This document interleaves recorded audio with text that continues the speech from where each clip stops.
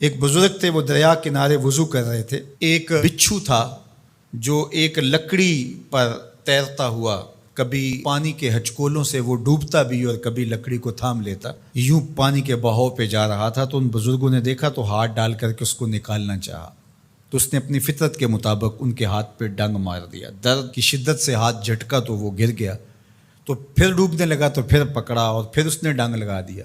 7 مرتبہ اس نے ڈنگ مارا، اور آپ اس کو نکال کے 8ویں مرتبہ باہر نکالنے کی کوشش کر رہے ہیں۔ تو مرید نے کہا جو پاس بیٹھا تھا، حضرت یہ بار بار آپ کو ڈنگ مارتا ہے اور آپ اس کو نکالنے کے لیے کوشاں ہیں۔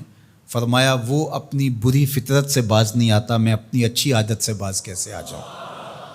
تو لوگوں کے ساتھ رویہ اچھا رکھے، وہ جو بھی رویہ رکھے۔ ہم کہتے ہیں کوئی اینٹ اٹھائے گا تو ہم آگے سے پتھر اٹھائیں گے، تو یہ کیا کمال ہوا؟ لوگ کہتے ہیں تم 1 قدم پیچھے ہٹو گے، میں 10 قدم پیچھے ہٹوں گا، تو یہ کیا کمال ہوا؟ تم کہو میاں تم جتنے مرضی قدم پیچھے ہٹو، میں بھاگ کے تمہارا دامن پکڑ لوں گا، تمہیں جانے نہیں دوں گا، ایک دن تجھ کو بھی جیت لوں گا محبت کے زور پہ۔ ہم کہتے ہیں کہ فلاں میرے ساتھ اچھا سلوک کرتا ہے تو میں بھی اچھا کرتا ہوں، فلاں کا سلوک میرے ساتھ اچھا نہیں ہے تو ٹھیک ہے، جس طرح وہ چلتا ہے میں بھی اسی طرح چل رہا ہوں۔ یہ تو پھر برابری ہوئی۔ اگر کوئی برائی کے ساتھ معاملت کرتا ہے تو آپ بھی اس کے ساتھ ایسے ہی کرتے ہیں، تو برائی میں برابر ہے۔ اور اگر آپ کے ساتھ کوئی اچھا سلوک کرتا ہے تو آپ بھی اس کے مقابلے میں اچھا کرتے ہیں، تو پھر بھی آپ برابر ہیں، لیکن اچھائی میں برابر ہے۔ تیسری صورت یہ ہے کہ کوئی آپ سے اچھا سلوک کرتا ہے اور آپ اس سے برا سلوک کرتے ہیں، یہ بدترین صورتحال ہے۔ اور سب سے بہتر صورت کیا ہے کہ کسی کا رویہ تلخ بھی ہو، کسی کا انداز نامناسب بھی ہو، کوئی آپ کے ساتھ برا سلوک بھی کرتا ہو لیکن آپ اس کے ساتھ اچھا سلوک کرتے ہیں۔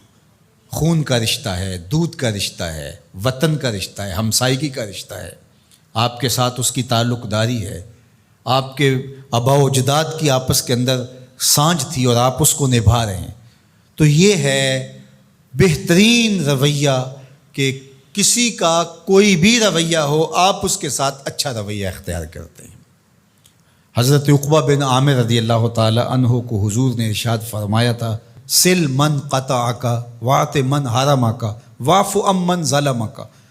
اے عقبہ بن عامر، جو تجھ سے تعلق توڑے تو اس سے تعلق جوڑ، جو تجھے محروم رکھے تو اس کی جھولیاں بھر دے، اور جو تیرے پہ زیادتی کرے تو اس کو معاف کر دے، اس سے درگزر فرما۔ یہ بہترین کردار ہے جس سے ایک اچھا ستھرا پاکیزہ اور مناسب معاشرہ ترتیب پاتا ہے اور ترکیب پاتا ہے۔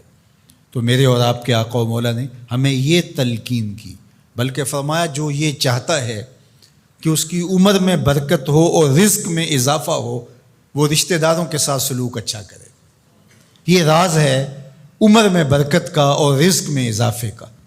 رشتہ داروں کے ساتھ اگر سلوک اچھا کرو گے تو تمہاری عمر میں بھی برکت ہوگی، تمہارے رزق میں بھی برکت ہوگی۔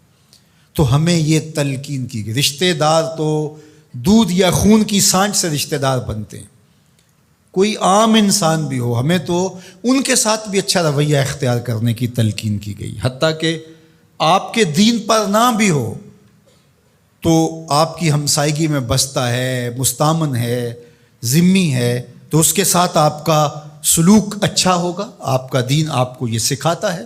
شیخ سعدی بولے، شنیدم کے مردان راہ خدا، دلے دشمنا ہم نہ کردن تنگ، تو را کے میسر شود ای مقام، کہ با دوستانت خلاف است و جنگ۔ میں نے سنا ہے کہ جو اللہ کے بندے ہیں وہ تو دشمنوں کا دل بھی نہیں دکھاتے۔